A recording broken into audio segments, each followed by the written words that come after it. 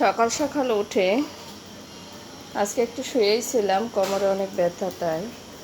তো সকাল সকাল উঠে কাজে লেগে পড়লাম, বিছানা বাটি সব কিছু গুছালাম, ঘর দুয়ার সব গুছালাম। আজকে সকালে খাওয়ার কিছু নাই, ওইখানে আমি কিছু বাদাম ভাজতেছি, মুড়ি দিয়ে বাদাম খাবো। তো এটা একটা নতুন খাবার, আমার কাছে খুব ভাল লাগে। বাদামটার কিন্তু আর একটা নাম আছে, প্রেম ফল বলে বাদামটাকে।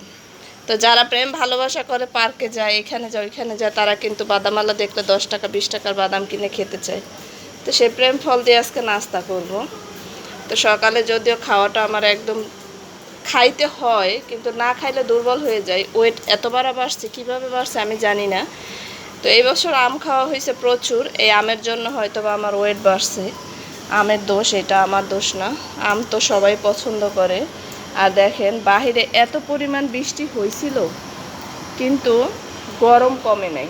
প্রচুর বৃষ্টি হয়েছে, অথচ গরম কমে নাই, এত গরম।